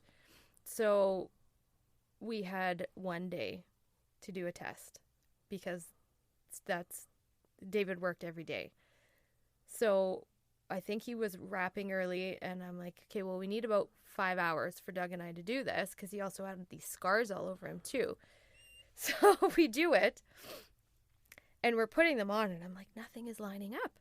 This is crazy. Like I was using the bigger size, like this should have been bigger than for those tree trunk arms he's got. The original measurements. And I'm like, nothing is lining up. What the hell? And he's like, well, oh yeah. I think he said he gained like, David, if you're listening, don't shoot me. I think he said he had gained like 40 pounds from when we actually did the test from those original measurements. Oh, fuck. So they remeasured his arms and they're like 2.5 inches bigger. And I don't think, I mean, I knew that he was working his ass off, but I think at that moment I was like, holy shit. Those arms are big arms. You are like, I watched in an interview or I was reading and he said like this was the hardest role he's ever taken on physically for the amount of training he was doing. Wow. And at that time when I realized, my God, your arms have grown that much, you are working your ass off. Yeah. So anyways, we had that was sort of our one chance because he played every other day. There was like, I don't know where else we're going to have time to put this, 3 to 5 hour test in here. So Stacy, again, the magical angel that she is, one day at wrap when David was done, we did a wig wrap because normally you would take a life cast like you would do if you're making prosthetics for somebody's head. Okay. And life cast his chest, his arms, and then send those off. But we didn't even have time to do that. So we did a wig wrap with saran wrap and tape, packing tape, and made molds of his arms, his chest, and his back. Sent those off, FedExed them off to Vancouver to the shop. And it's actually small world. One of the girls that I went to school with was working at Masters shop in Vancouver, and she was my other angel who was so amazing with making sure that all this stuff got done. Wow. And so they actually custom size once they got those molds. Those professional high grade molds. Yeah, That's awesome. They fit everything into there. And then there was two amazingly talented artists that came from Vancouver and did the test on a body double. Fuck. For David. So they had somebody that had the same measurements. A man came in and they did the full test on somebody else because there was just no time for David to do it. And fuck, I love what you people do. it was like, that is, how are we going to make this work? Like, quick thinking, high pressure, time sensitive. Everybody's watching. Hope to God it works. The fourth quarter, 2 minutes left. Like, and it's got to look fucking amazing. Exactly. Otherwise, everyone's going to be like, those fucking look stupid. Well, and when you Mike's artwork, I'm like, I for a second I was gotta like, have it's, and it looked amazing, and they all did. I mean, Mike's artwork was unbelievable. The application was seamless. I was so devastated because the day that played, so I had blood, sweat, and tears go into, because it's a full body prosthetic. At that point, it's not just, a quick makeup job. It's everything had to line up absolutely perfectly. And I got fucking COVID our last week of shooting, and I couldn't be there that day. So my God. And I tried, like, you would not believe. I'm like, what if you just got me my own trailer? Yeah. If David's fine with it, I'll wear 3 masks and I'll still come in and I'll do it, and I won't go to set and I won't see anybody. And they're like, Kristy, go home. Oh my God, like, pull your hands off. No, I can't. Oh, that's so heartbreaking. Yeah, it was like, I don't have children, but I imagine like a newborn getting ripped out of their mom's arms, being like, This is your baby. Yeah. Like, what? I can't. Oh, and I was absolutely devastated, and I think I annoyed absolutely everybody in the hair and makeup department that day, being like, Send me pictures. How does it look? Send me pictures. Is it okay? Is David happy? Is he mad at me? Does he hate me? Yeah. Like, what's David saying? Can you tell him I'm sorry again? Take a picture Or of like, David. Oh my God, David knows you're sick. Like, it's fine. So I felt like I big time let my team down on that one, but a few of us caught it. So I mean, what can you do, right? Yeah. I mean, I didn't get it for 2 years. Like, I mean, and I did everything in my power not to get it. So at that point I was like, okay, the guilt is off. Like, I was raised Catholic, so everything I do is my fault. And so like I got it and was like, fuck it. I didn't get a day off of work through COVID. I'm in construction. I'm in the construction game. We were protected. The government was like, that economy can stay, and that economy can stay, and fuck movies and the movie theater and the restaurant industry, because really we don't need release. So yeah, no, it took me 2 years and not a day off of work from COVID. Like, I didn't get sick until this year. Like, I used my sick days all on COVID. It's fucking life. But for you, that sucks, because like that's your moment. Like that's a thing that you get to put in your bank and see and fuck the accolades, fuck the claim. It's you getting to know that you did it. And being robbed of that sucks, I would imagine. So, and it's when we went to go see the movie, it was kind of like oh shit. Like, oh yeah. So, and I mean, it's exciting because I mean, Doug was amazing, and he filled in for me while I was gone, and I know I wasn't worried by any stretch, but like, you were pouty. You were a child. You wanted your toy. My boyfriend condition. I was fucking miserable. I was absolutely miserable, and nothing will fix that. No. It's like, I should be at work. Like, I can't believe it. I got fucking COVID. Like, yeah. And in this movie, like, I think to me, I was just sitting there smirking and chuckling and laughing, and when when the icicle got used, the first icicle when Yep. it tosses the guy off the roof, I was like, oh, that's very diehard of you, David. And Karen? Sorry, Kath, what's David's wife, the producing partner? Sorry. Kelly. Thank you, Kelly. Kelly McCormick, David Leitch, correct? Yep. Oh, yeah. You guys do such good work. And then with the music, the way the music started to sound very John Hughes Christmassy. Oh, absolutely. Symphony, timpanis, And then Bryan Adams. And I mean, oh my God. Do you know whose idea that was? no, but it was like it was Fucking gold. perfection. Maybe unpopular opinion. I'm a diehard Bryan Adams fan. I saw pictures of you. You went to the concert, didn't you? I did. Yes. And I love the guy. You can't have more fun with your clothes on than going to a Bryan Adams concert. It is. And he's Canadian, right? Yeah, he's ours. You know how Canadian people love Canadians. Yeah.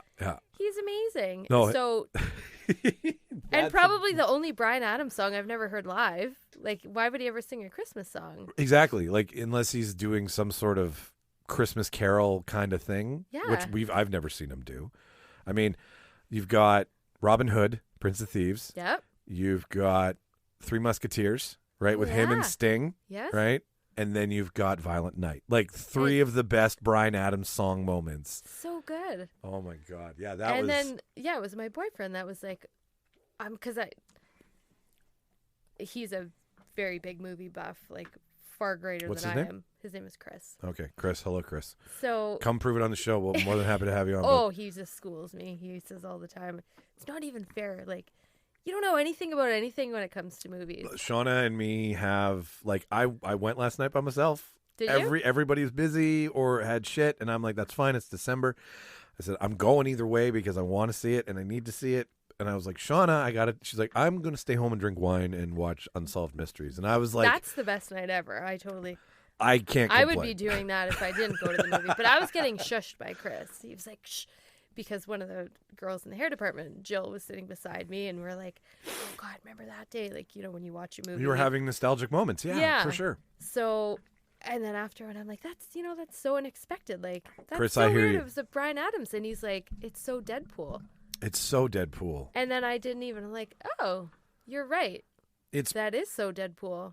What these guys do with humor and action and charm and disgusting kill shots, like they're taking the 80s action movie and spinning it on its head, and they're having so much fun with it. And I can't imagine like a better movie to fucking work on than a 87 North production. Well, and even, I mean, if the way that they shot everything, if any other song, if there was like, like crazy sound effects and like, yeah, for a big shootout, it would have totally changed.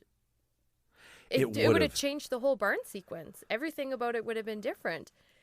But it's almost like there's like this sweet nostalgic, when she says, and it's like there's like this almost weird romantic, like, yeah, he's like having a love affair with like all these objects that he's like, off goes your head, and you're like, the irony of like a song like that, and I think it makes it does even more unbelievable. It's Celine Dion and Deadpool, right? Yeah. It doesn't belong there. It's dead, and it's another Canadian artist. Very, very, very. People are getting their observant. heads chopped off, and there's like this Canadian crooner just melting your heart. I love it. Next, Bublé's going to be in like a Wolverine scene with Deadpool, right? Like, it's going to happen. John Wick 5. Right? Put it in. Heads are going to roll, and Michael Bublé is going to be singing. He's going to be crooning the whole scene. Oh shit. Yeah. No. I had a blast watching it. It seems that like you get to have a day or a couple hours with above the cast, right? You like your makeup chair, right? Yep.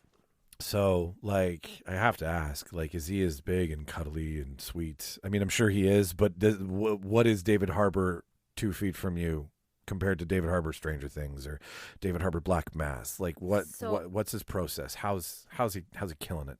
I actually, nobody shoot me for this. I don't think I've ever seen anything with him in it. That's okay. I've never. You make it. I've never. You're watched off the hook. Stranger Things. I've never watched the. Oh, so you just have a David Harbour baseline. You Yeah, don't have. Oh, that's even cooler. Okay. I've never seen him in anything. So, and I don't get starstruck or anything. Like, After a while, it becomes they're another day at people, the right? Yeah, totally. So he was only ever just David to me. And I mean, love that. I was in that guy's face constantly. I'm sure by the end of it, he was like, "Oh, thank God she got COVID." Like, I can tell you where your beard, freckles are, Kristy. The constant, like, Yeah. it stayed on amazingly. I will have to say that. Like the first, I think because we did so many tests in just knowing what it could withstand. And I mean, it's very delicate and they're very incredibly expensive. What's the keeping it there? What are you it's guys? It's literally just very delicate lace that the hair is. Wow. It's tied into, and then it's glued on. But when we were in prep, David was like, "Okay, well, I want to know what it's like, but I have my beard, so I can't. So why don't you guys put a wig and a beard and a mustache and the whole thing on one of the stunt guys, and I'm going to fight him, and I'm going to tug on it and see sort of how, how he reacts." And I'm like, "Oh, how fun for the poor stunt guy who gets that." That's the stuff I'm talking about, like how he comes to Santa, because I've seen him in, like, I'm not a big Stranger Things fan, but I've seen him in enough things, and I love when he puts on a New York accent. Like it's just he's so fucking dangerous and big and menacing and very. He's done Marvel. Like he's the father of Black Widow. Like what else can't this man do? But watching his process of like figuring out, he's like, okay, if I'm going to wear this, then I got to fight with it. Like that. Yeah. That's a really neat way to take on a yeah, role. and so they sent a stunt guy to Stacy and I when we were working on Champions and said, "Oh wow, throw this on. He's going to come to your trailer. Yeah, get him in. Like if you've got any wig, any beard, any mustache, so that David can." He wants to do his training. He wants to grapple with this guy and see how it wears. So they sent him in there. We, put it on and tried. I mean, if you do it properly and you take your time, but you never know, right? Like it's yanking. Totally. Yeah. And yeah. I mean, the scene when they're like, okay, so we're going to wrap the Christmas tree lights around his neck and going to choke him. And I'm like, oh God, like in my mind, I'm like, his beard. I'm like, is there any way that I'm like, no, I know they're not going to work around the beard. Yeah. Yeah. But in my mind, I'm like, please don't rip. Please don't rip. We only have 2 of those. Please don't rip. Please don't rip. And they'd yell cut, and I'd run in there, with my light and my glue, and I was like, we have connection. Woman. We have connection. Yeah, like the teams run in, and we're checking all the edges, and my God, I was shocked because. And I think David was too, because he kept saying that thing is going to get ripped off, and it never did. I mean, the edges, because he was sweating too, right? Like, you're moving around. He had sort of like a padded, not a fat suit, but just to make him look bulkier. Yeah. And then all of his layers, plus his thermals, plus the leather jacket. And so he would sweat after. No kidding. And then sweat is a makeup artist's worst enemy because it dissolves any sort of thing that's sticking. And that's when the mustache comes off. And the blood. Oh, yeah. So because the blood kind of, especially when we would be outside, the blood is frozen and it doesn't allow the hair to as nicely lay flat. It's stuck in, it's like, it's rigid. Yeah, it's exactly. So the edges, and I mean, shockingly, that beard... except for the edges here where the mouth moves. Yeah. The worst parts of a beard, by the way, the ones that curl into your mouth. Yep. Oh, everything stayed on like it. Thank God. It's the magic beard. Thank God. You know what it did? It had the same Christmas magic that he still doesn't understand how it works. I guess so. Right. And I was... Something in that sack was pulled out, put on his face. And thank God, because I think he went into it thinking the absolute worst case scenario, that it was going to get ripped off constantly. Yeah. And I'm not going to lie. And I'm like, well, it's very possible. Like, you're doing your own stunts. Like this is going to be something that's going to be a labor intensive thing. And it's constantly going to need to be touched up. So that glue, I don't know. I want to be buried with that glue when I go. Is that one of your many, like, I'm keeping this in every kit from here on out until I retire? It was amazing. And it was Doug's suggestion, because it was not the one that the wig maker had recommended. Okay. Doug was like, trust me on this. We're going to try this other one. And we did. And Oh my God. Yeah, it was. Beard, no movement. So thank you, Doug, for once again Again, making me look good. Well, having him as having him as someone to look up to ask questions with, to work with. I mean, like, he's just a fucking gentle soul. So he I'll be honest, like, coming at this from a hobby perspective, from something that I was like, I had never started a podcast to interview people who work in film. That I was going to express my opinion that everyone needs to hear. Right? That's quoted loosely, ladies and gentlemen.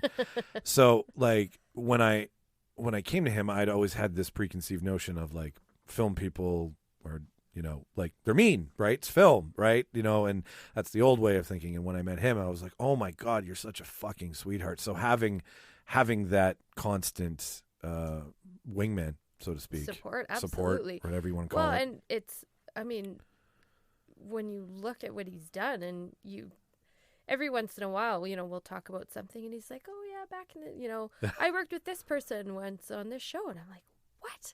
I didn't know that. And I've known him for 15 years, and I'm like, is there anything you haven't done? I mean, you've seen his resume on IMDb. It's insane. Took me 3 episodes to get a third of the way through it. Who has a resume like that? Somebody who... And then who is also, like, I mean, if he wanted to, he could just be the most ignorant prick on earth, because... Yeah. He's got the rights rights to... I'm Doug Morrow. Look what I've done. Yeah. But he's the kindest, most humble, and I love working with him because he is so... He's not somebody that's, like, threatened by anybody. He will teach you what he knows. He will constantly help you learn things, and... He cares. Some people like to keep people down because Yeah. they don't. But That's the he threat will of... share every trick that he's got in his wheelhouse with you. He's kind. He's funny. He's so fucking talented. It's being able to work with somebody like that every day, and then also being like, "Hey, bestie." Like, yeah, let's go for a beer, right? Yeah, let's hang out. It makes the worst day at work seem like nothing. Sure, yeah, and in a world where your industry is constantly changing people in those positions, like, sometimes you luck out and you get, like, here you get to work with a lot of the same people, which is what's so magical about Winnipeg film, right? You're like, see you on the next one, right? Or I'll run into you, like, oh, you're on this, cool, I'm on this too. Like, that really helps keep a community in check, and knowing how well it's working and who's working well within it and what needs to be changed. And actors notice that too. They say it. We hear it all the time. They're like, oh my God, it's so nice to come into your hair and makeup trailer, and, like, everybody's so nice to each other. Are they not nice in other cities? And they're like, oh, you'd be surprised. There's so much competition, in the bigger cities. Yeah.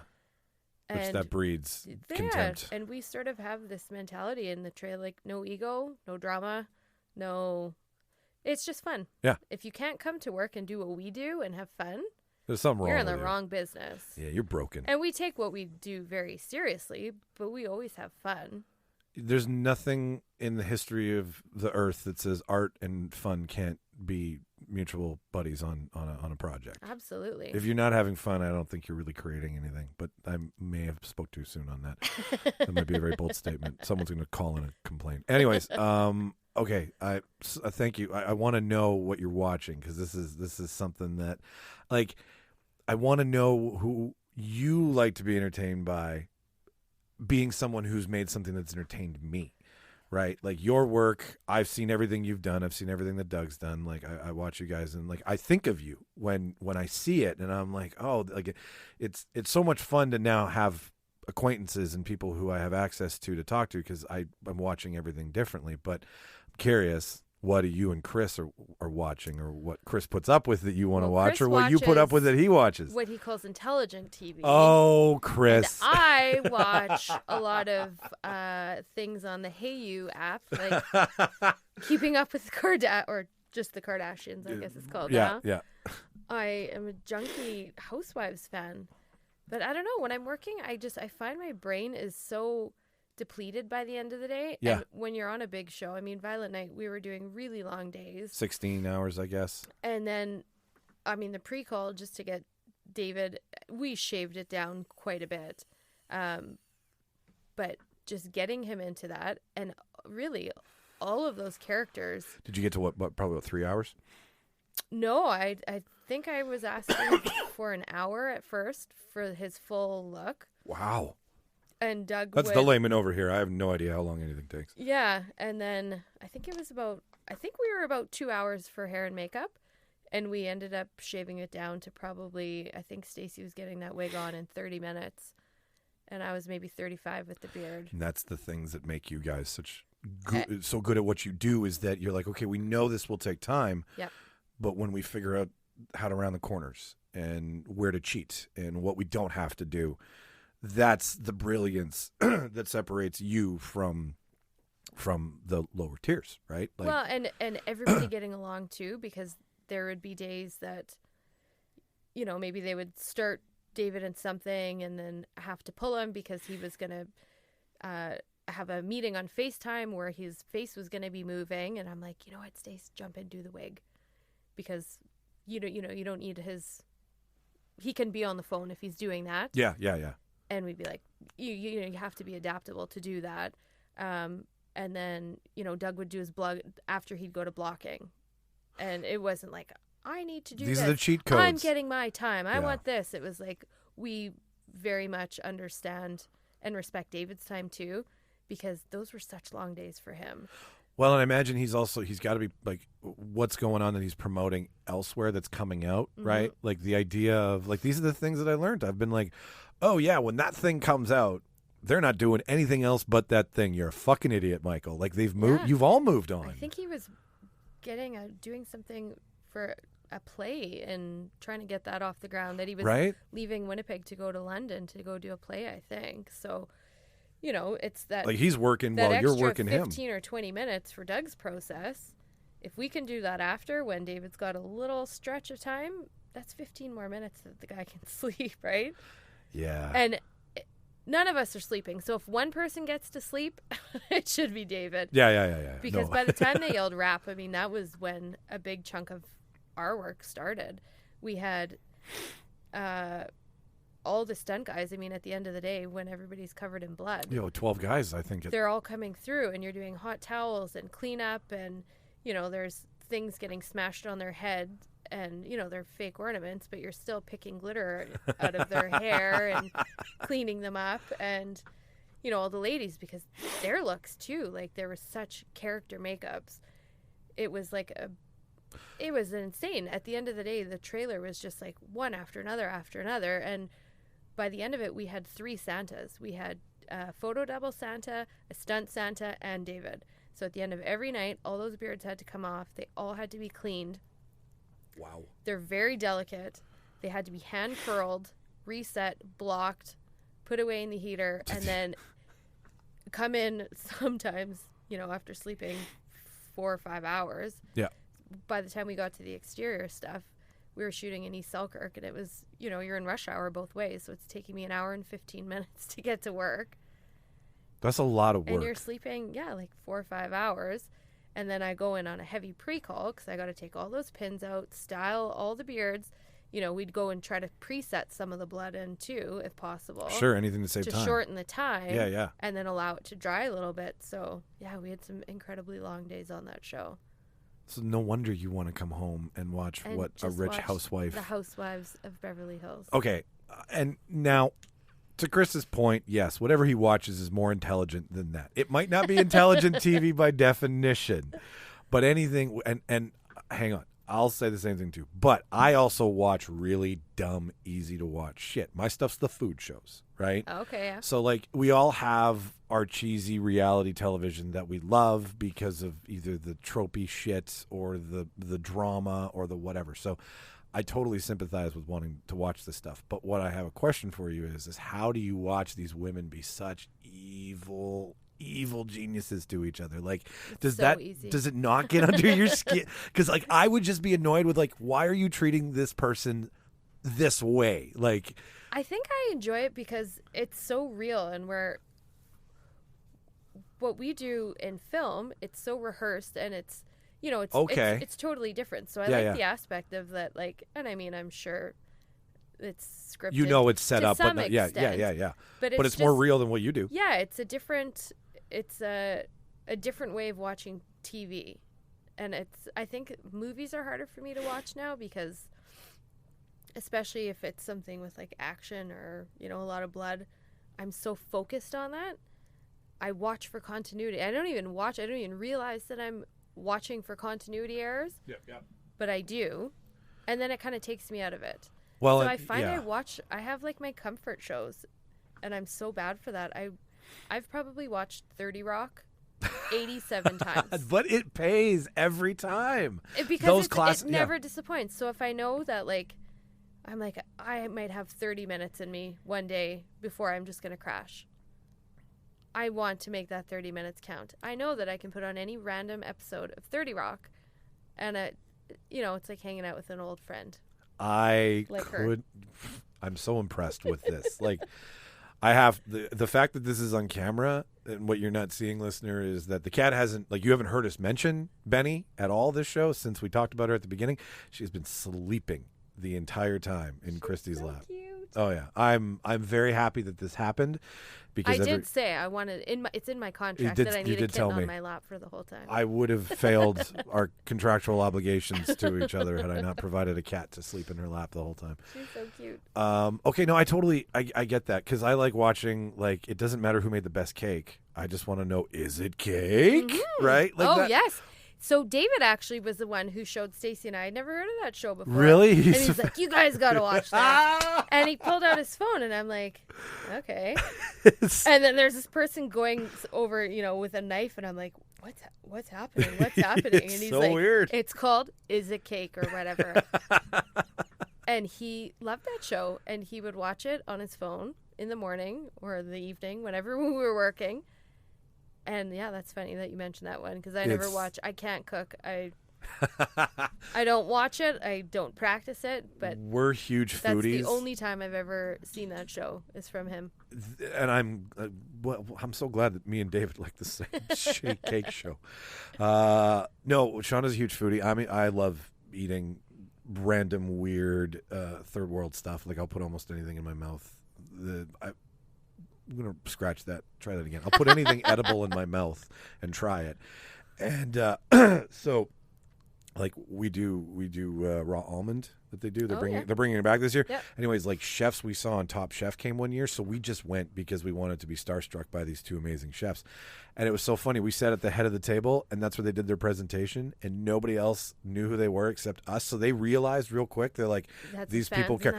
Yeah, so they just basically told us about their food instead of telling the table. And I was like, funny. This is fucking awesome. So I totally get it. I like food because food is stupid. Food is easy. You can do a lot in a cooking show. They can be different themes.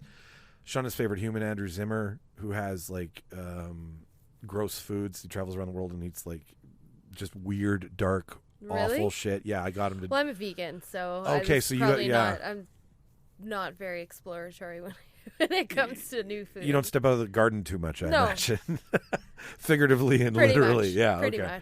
much. What do you and Chris watch together? Like, what do you partake in any of those shows? Like, what's his intelligence TV? Now I got to know. I'm sure it's the same shit I watch. Well, I mean, he honestly, he will watch just about anything.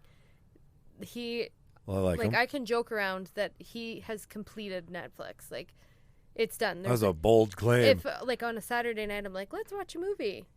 I'm like, what about this? Seen it. Yeah. What about this? Seen it.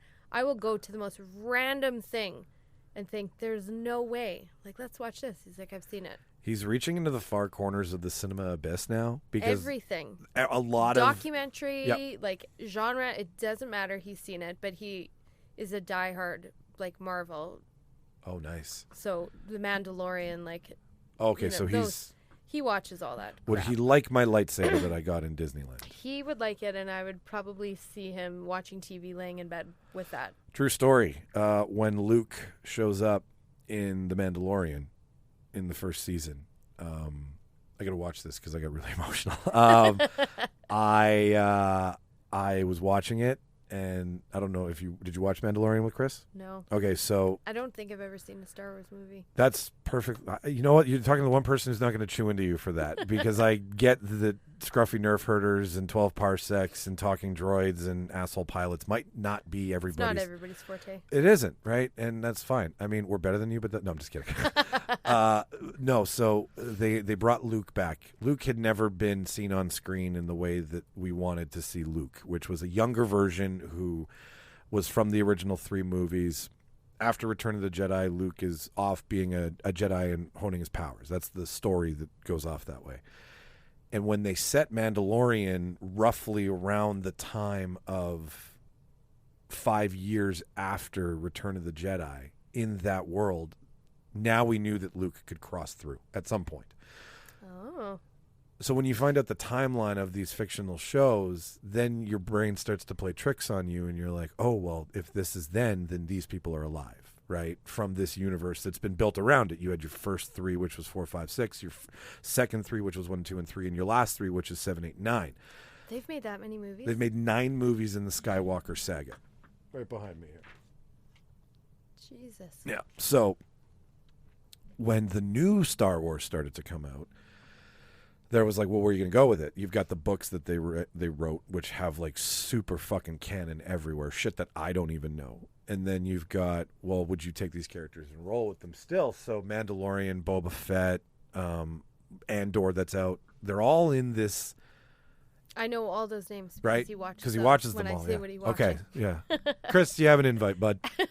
So the Mandalorian introduced a younger version of Yoda, which was the same character that trained Luke, which I'm sure you've heard him talk about. Is that Grogu? Grogu, exactly. I only know that because Howard Stern's wife, Loves they Grogu. adopted a cat and named him Grogu. That's amazing. Because they had one named Yoda already. Okay, so then you understand. All right, well, look right there. That's all look, I know. Look to your left. There's a little Grogu right there. Oh, Between yeah. the arms of my Muppet, of me. And an R2-D2. And whatever. So at the end of Mandalorian, Luke shows up. And I had that lightsaber in my hand just because I had just, gotten it a couple months earlier. Actually, a year earlier. That's embarrassing. Still playing with it. But I had it in my hand, and as Luke came on screen and does what Luke does, I started to just flick it on and off, because I was trying so hard not to cry, and then I just started to bawl like a fucking giant man-child. Because it was the first time that the Luke that I wanted came back, and that lightsaber was like under my chin. I was just sitting there watching. And that's like an artifact of that moment for you now. It is. Like, it's got my tears on it because I was like, okay, we're back to my Star Wars. Like that moment was like, because I don't really prescribe to the new 3. 7 was fine. 8 was a fucking train wreck, and 9 didn't know what it was doing. So I don't know where I was going with that. But Chris, you're invited on the show, I understand that. I know that people are we die hard. about Yeah, it. yeah, we die for it. Years ago, we were working on a movie with Aaron Paul and Mary Elizabeth Winstead. Oh yeah, the place. The Parts You Lose. Parts You Lose. Yeah. Yeah. So Mary Elizabeth Winstead. I don't know if they're still together, but They was are. dating They are. Ewan McGregor. Yeah. And so he came to set, and he was visiting, and Ewan was in town. mm-hmm. And fuck. People were losing their minds. They're like, "Holy fuck!" And I'm like, "I know, train spotting." That's awesome.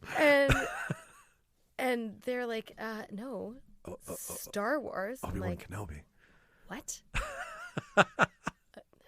And I got shamed up and down constantly. I'm like, I've never seen it. Okay, I'm sorry. Choose life. He's train spotting for me. He's a lot. He's Obi-Wan in the ether of pop culture. He can't go anywhere without being it. But I get train spotting, right? I get the one he did with Alicia Silverstone, the crime caper one where he stuffs Alicia Silverstone in the trunk. Oh yeah. Something I don't know. He's had a really good career. Yeah. I loved him on Fargo, which I know was supposed to shoot here. He can't. Everywhere he goes, it's going to happen because he was the perfect younger version of Sir Alec Guinness, who played the original Obi-Wan. Oh. it is just. See, all that's lost on me. And that's fine. That's when Chris would say, "You don't even deserve this. It's not even fair. Why did you get to meet him? you don't even care about him. I imagine he's a lovely man. Yeah. I think he's the most beautiful man in Hollywood. Like, I could stare at Ewan McGregor for days. I wouldn't even want to talk to him. I would just want to look at him. His accent is amazing. The Scottish accent with the ability to sing. I'm Scottish, so Okay. Yeah. So I Moulin Rouge for you is a thing? Do not have... You know what? I've never seen that movie.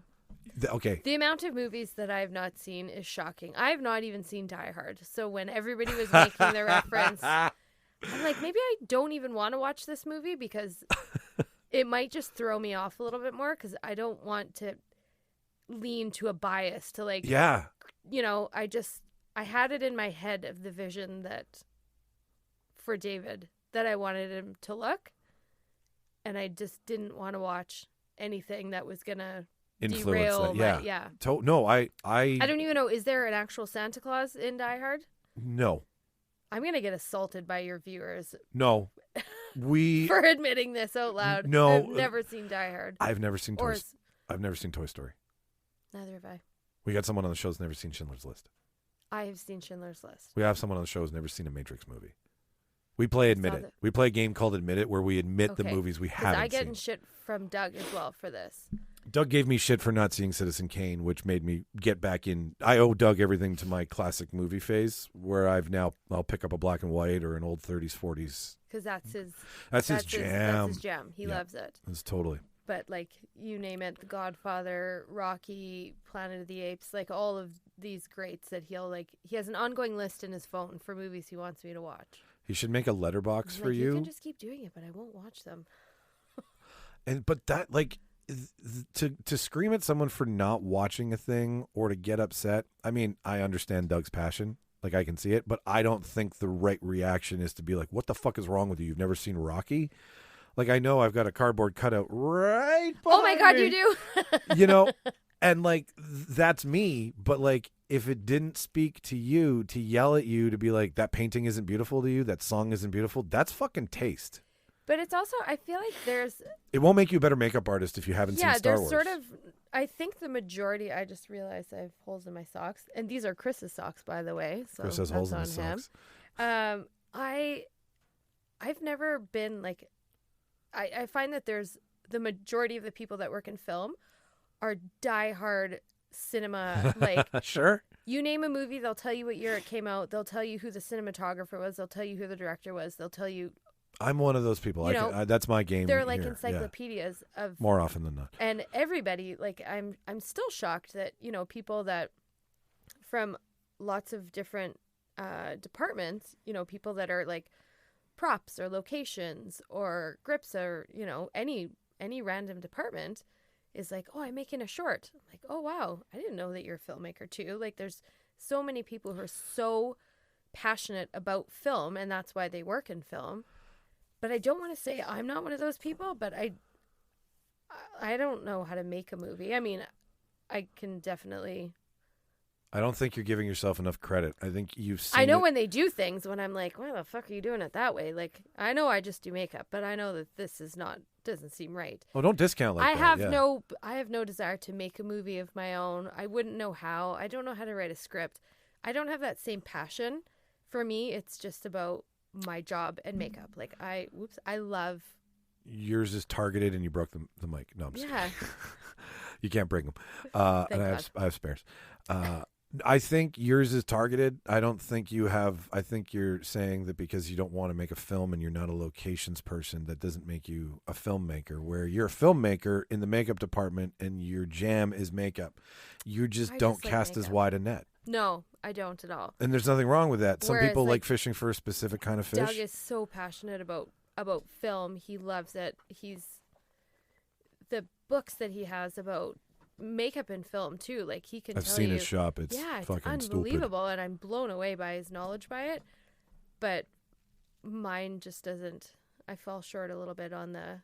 It doesn't change. I kind of stay within my department for the. You're in your lane. Yeah. That's fine. There's a reason.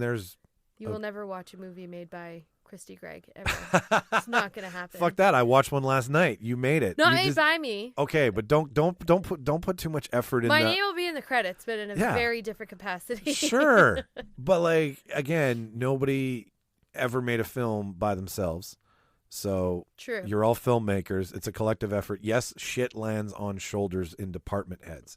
True. There's reasons there's department heads and departments, right? Very true. It's just, don't think that because you weren't a director that didn't make you a filmmaker. And I just have no desire, nor do I want to be an actor. I want no part No? in that. Oh, no, I want to stay behind the camera. That's that. It took me forever to put these cameras in here to start, because I'm like, I don't want to look at myself.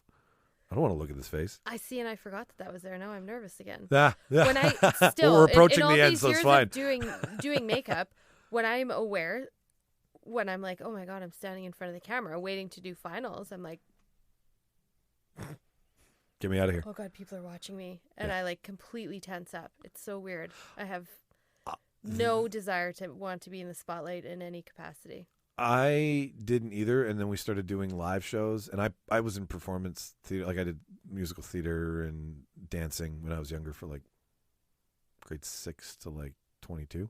Oh, wow. So like some modern, some tap, lots of hip hop. Thought I could Backstreet Boy. Yeah? I can do the chair dance from As Long As You Love Me. No joke. I mean, I might need 20 minutes to warm I up. can too. Really? Yep. Okay, that's like yeah. It's not Yep. like I met Shauna grinding at the Palomino, like acting like I was NSYNC one night, like I have a popping. Backstreet Boy tattoo. Really? No, that's a whole other story for a whole other episode. That's fine. Actually, I will never tell anybody that. We can have a different episode. Totally fine. Speaking of which, I think this is the perfect time to send you packing and say thank you. Thank you for having me. You have a good time? Yes. Good. Not, I mean, nervous because you know the camera's there, but yeah, no, you're a perfect podcast guest. Now it's you and Doug at the same time, And Stacy. Yes, Seriously. and we can do whatever we want. Like I want people. The whole thing of the interviews is to let people know in their backyard this shit's going on. Mm-hmm. Next time we have you on, it's like, hey, we introduced you to everybody. Now let's talk to you. Like everybody, like you can be a part of the show where we share opinions and argue dumb shit and make up scenarios and have fun and whatnot. And then, tell Chris he's more than welcome to come on and be like, listen, let me tell you about this thing she should be watching. You know what? The last recommendation that he made was Zach Galifianakis, that show Baskets. Yes, it is funny. So I started watching that and I loved it. I'm a and then found out that Zach was cast on my last movie. Winner. Yeah. So, and once I work with somebody, I can't ever watch them in any. Why? I had to stop because it takes me out of it. Because it's hard for me to see that person as. That's reverse. So I will revisit that show because I really liked it. And I think that Zach is the funniest person in the entire world. Okay, when Winter comes out, we'll have you back before Winter. But when Yeah. Winter comes out, we can actually talk about it. And I need to know about Wolfpack. I need to ask you some questions about the man with the pager. so, yeah, I will go back to that one. I will. You will. Not anytime soon, but I will. I can see that because you don't want to put an impression of Baskets onto Zach while you're working with Zach. Yeah. You want Zach to be Zach while you're transforming Zach into a character. That makes Exactly. sense. I can see that. Like people, there's certain things I don't want to watch because they remind me of a girl or a buddy or some awkward time, and I'm like, nope, Yeah. not doing it again. Yeah, because right now, it'll be a while for him to not be my pal Zach who loves gardening. That doesn't surprise me one bit. That's what we talked about. Oh my god. Yeah. Okay. You know? All right. I don't want to get sued, so I don't want to ask those questions just No. yet. I know NDAs. I sign them every time you guys come to the office. So, ladies and gentlemen, there you go. We've had a lovely conversation with Kristy Greig Yes. and Benedict Cabbage Patch. Uncle She's Ben. coming home with me. Shauna's probably upstairs. So, two of you have a conversation. I can run fast. These legs are short. I can make a clear cut. I have a fast car. We're gone. Oh my God! Oh, now Benny's Now up. I Now woke she's her got up. the zoomies. She's gonna go nuts. So yeah, I'm sure you'll hear more about the kitten now that she's made her way into the production studio, ladies and gentlemen. If this is your first time listening, please stick around to the end of the show. There's like an end credit trailer. You know, the funny part at the end of a Marvel movie where you can listen to all of the promotion stuff that we ask you to listen to here on the show, knowing that we're self-produced. We don't get paid to do this, so if you feel like supporting the show, there's a couple ways to do that. Number one is just subscribe. This is your first time. That would be cool. Then we can impress you with a couple more episodes. This is your many time. Thank you again for always listening to another episode. Yeah, you should come to We Johnny's on December 16th, ladies and gentlemen. We have a live debate. We're doing Secret Santa. So we're all sitting down there, Kristy, and we're going to argue which one of us can shop for our favorite movie character the best. Just don't ask me to glue a beard on anybody, No. and I might be there. Come drink. Come hang out in the audience. Come call us out. That's the whole point of this night. 8 p.m. doors open. 9 p.m. show goes live. We've got half night stand-up. So Jimmy from the show and Milan Haransky and Sarah Jane will be doing stand-up. Nice. And then the second half of the night, we're going to be doing the debate. So cheap drinks, cheap snacks. It's at Wee Johnny's. I think it's like $4.50 for a double. It's like it's stupid fucking cheap for doubles What? there. Yeah, they have really great drink prices. Oh. So if you want something to do this Christmas and you want to listen to us mass debate for your pleasure, that's our catchphrase. I like it. Mass debate. Then December 16th, $10 at the door. Gets you an hour of comedy and an hour of us, and lots of fun. And if you've been to one of these, you know what we're talking about. And we encourage people to call us out on the show and like be like, I think this is wrong, and I'll only tell you why. And then we'll put you on the recording, and then we put I it like out there it. to the world. So the first one we did got Heated? no, not heated. Just like we all got drunk and we all just screamed at each other, and it was a fucking jolly old time. Somehow it all Sounds made like sense. a rap party. I yeah, love it. yeah. No, it's very yeah. You're in good hands. So that's happening December 16th. We Johnny's 177 McDermott in the Exchange in Winnipeg. If you're from the surrounding area, come on down. You can check out Kristy's credits and all the movies that she's done. Run is a great one. I love that one. Orphan 2. Sorry. First Kill. First Kill. Thank you. I'm getting hungry. When the blood sugar drops. Champions. That's going to be in theaters in March. Really? 23rd, I believe. Oh, nice. Yep. Nice. Keep your eye And for that one. That is going to be. that's a lovely story. It is, and it's funny. Yeah. It is funny. Is it Kingpin, Fairley Brothers funny? Is it Fairley Brothers funny? It is, and there's no words. That it's by far the most amazing thing I think I've ever worked on. Oh my God, really? An amazing group of people. Yeah. That's all. You get to work with fucking It's Woody. heartwarming. It's funny. Yeah. I mean, Cheech Marin, Woody Harrelson. Oh my God. Yeah. Caitlin Olsen. How do you? Full House? No, from It's Always Sunny. Oh my Sweet D. God. Sweet D. Sweet D. That's right. I did hear that she was in town filming Yeah. something. That's what it was. Okay. Yep. Oh my goodness. Well, there you go, ladies and gentlemen. We got something to look forward to. And Violet Night, that's playing right now. Go see it. My guest has been Kristy. I've been Michael Petrow. You can say bye, Kristy. Bye, Kristy. Bye, everybody. Watch all the movies. See you next week.